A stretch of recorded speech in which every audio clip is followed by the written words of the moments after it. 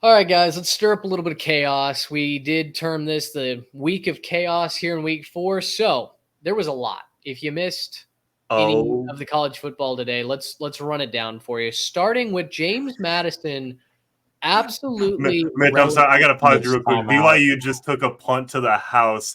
It is going to be 31-6 BYU. That is the most insane things. That is. I'm sorry. I just had to react to that real time. That is insane. Go Cougars. Way to go. That was the stupidest punt return I've ever seen. Also, That was like so crazy. Kansas State, their controller got turned off on that punt return. Yeah, speaking of teams whose controller got unplugged. rest in peace. The Farmers out west Oh, at man. elevation did throw that warning out there. All right, back on track. James Madison relegates North Carolina here 70-50.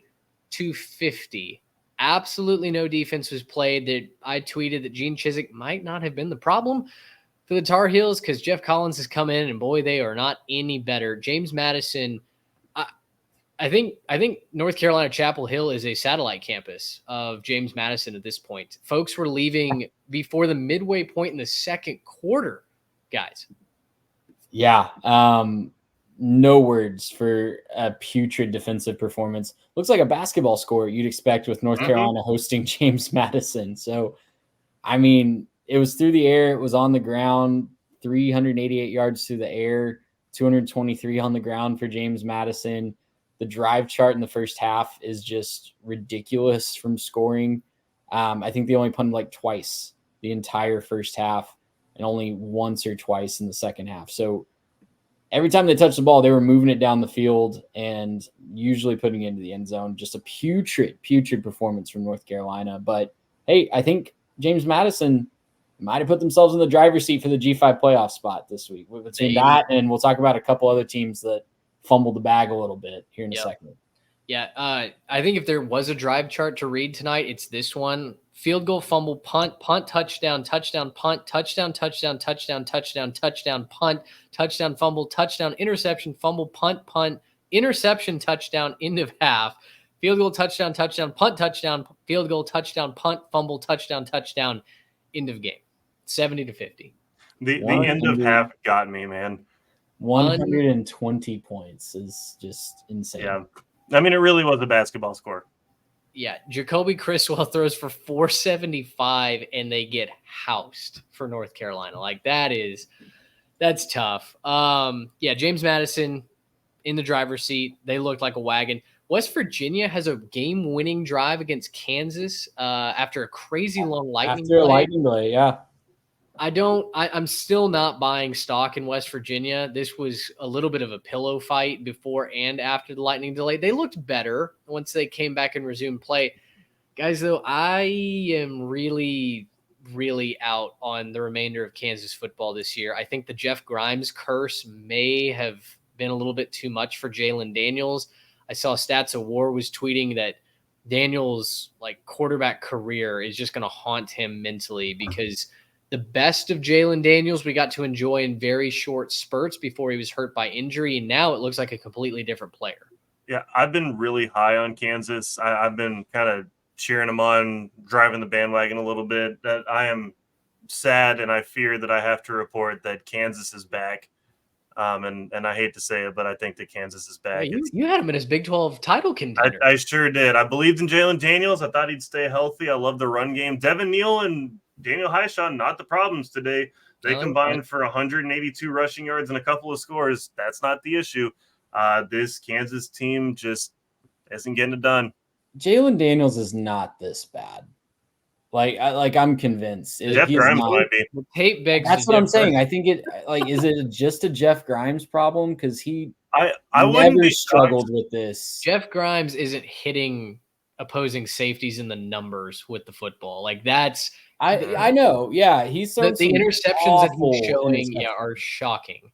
He's thrown some awful interceptions this year, but I'm wondering if it's just transitioning to that scheme has just not been easy, and I'm wondering if it's a scheme issue rather than we know he's a talented quarterback. Because he might be thinking too much. I honestly wouldn't be shocked if Jalen Daniels is one of those goes figures it out during the combine and ends up having a decent NFL career because he has tools and he can do it.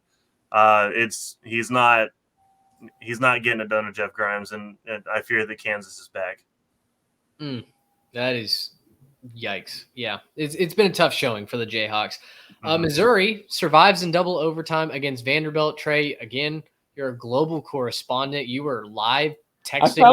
I found all the stupid games today. Y'all were locked in on the important ones. I appreciate, because I wanted to tune over to games like this today, but I had 7 screens and 15 other games going. It was just surviving by drinking out of a fire hydrant. So I appreciated that while I had numerous other games on, you were like, okay, Missouri is in trouble. Okay, wait, no, Luther Burden bailed him out. Oh no, Vandy's now hooked the field goal. Like, what was that like, watching double overtime between Vanderbilt and number 7 Missouri? Yeah, it was more of what Vandy's been doing to teams all year. Pavia did just enough through the air, but it was a lot of him on the ground. It was a lot of scrambles, right? A lot of him extending drives with his legs, just making a lot of fun plays. He hurdled a guy at one point. That seems like a weekly occurrence at this point. Vandy's a fun team. They're going to play a lot of close games because of their style of football. It's really hard to defend. And I think Missouri was probably underestimating them just a little bit after having a ranked team in their house last week and Vandy losing to Georgia State. It's easy to overlook the Commodores. But, Mizzou, interesting strategy. They had the ball 4th and 2, I believe, in plus territory. Tough decision, but they decided to punt and pin Vanderbilt deep late. They play for overtime instead of actually going for the 4th down conversion and kicking a field goal to win. Mizzou's kicker missed 3 field goals, I believe, all within 40 yards. Yikes. So just a weird game. There's some weather. That's one thing we haven't mentioned today. There's been weather all over the country, making some interesting plays, that Colorado game especially. So, weird game. Mizzou found a way to do it. That Garrett, you always say you get one, right? And this was Mizzou's one.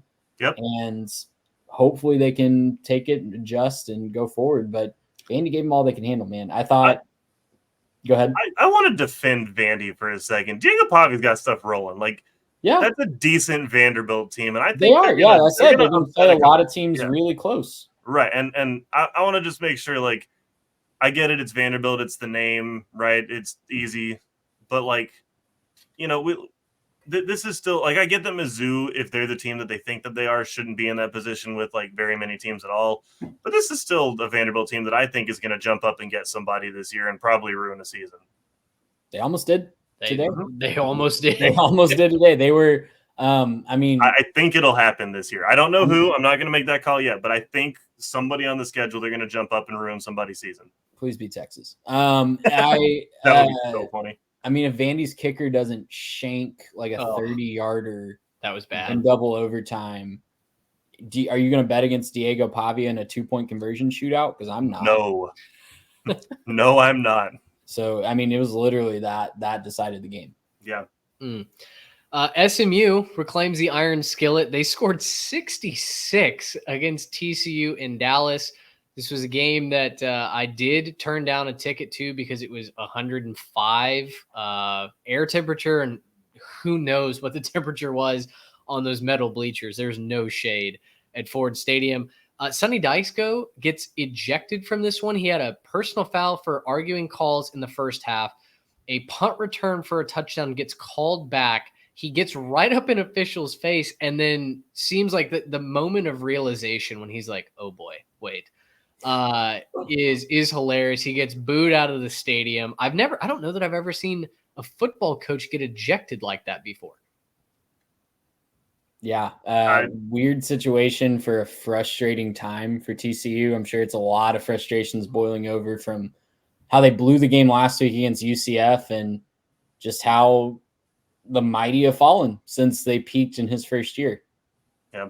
I can't remember a time I've ever seen a coach get tossed with it. And nonetheless, I've seen it in high school, but not college. Oh yeah, no. But like also like coach that left that school at the peak, and there was some success at SMU, and he left them to go to the crosstown rivals. Like there's rare chances for that kind of a thing to happen anyways. So getting tossed in that situation is it's pretty special.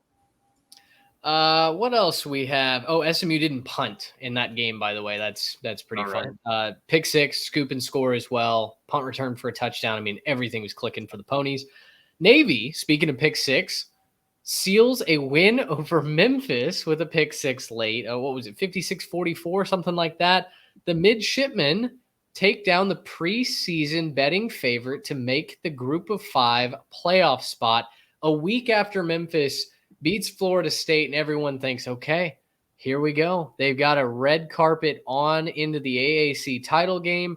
Tulane's maybe not looking as infallible as we all, or at least I assumed they might be going in. And then they drop this one to the Midshipmen. Just very quickly, yes or no? Even if Memphis runs the table, would you take them to make the G5 playoff spot today? That's all the context you get. They run the table. They have one loss, but it's to Navy. Would you still take them as the G5 playoff? No. Yes. Okay, Trey, why? I think they'll probably have the best resume, assuming Florida State can somewhat get their act together. I don't know that any other team that's comparing. I know name recognition. I know James Madison got a Power 5 win today, Power 4 win today, but is North Carolina really going to carry enough cachet? I don't think so. On their fourth quarterback now. Yeah, I don't think so. I'm still looking out west at Boise. That's exactly Boise and UNLV. My thing is, Boise played Oregon really close, and that operative word there, Trey, if for Memphis, that was doing like Tobey Maguire and Spider-Man 2, just holding on, trying to stop the train from going off the rails.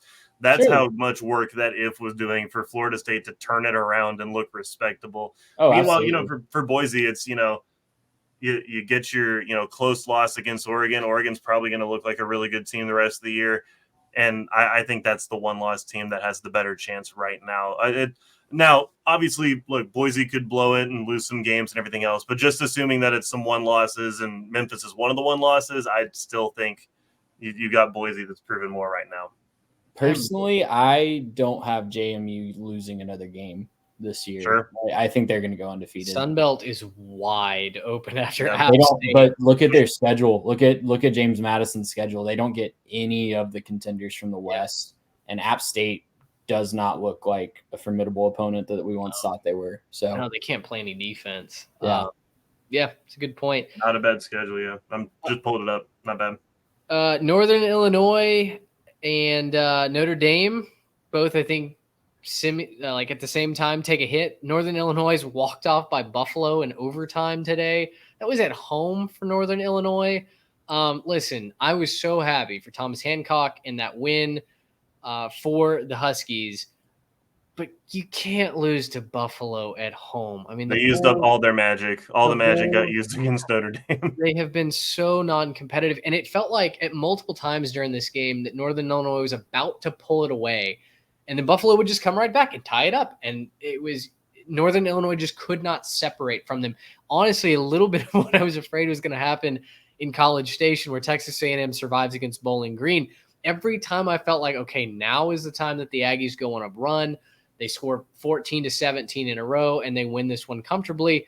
Scott Loeffler and the Bowling Green Falcons said, no, we're coming back. Le'Veon Moss fumbles that ball late. He should have just gone down. The game would have been over. Gives us all a heart attack. Y'all react to either of those games. Northern Illinois' playoff contention is over. I think the whole max playoff contention might be over because Toledo blew it against Western Kentucky. They did after a rain delay as well. Yeah. Rain they were cruising before the rain delay. I think they were up 21-10 and then got outscored 16-0 after the rain delay. Yeah. So, talking briefly on the MAC, I think Bowling Green is probably got to be the favorite to win the conference at this point, right? After two really good showings against Penn State and A&M at their house. Like that's a good Bowling Green team, all things considered. Like obviously it's a MAC team. Best 1 and 2 team in the nation, Garrett.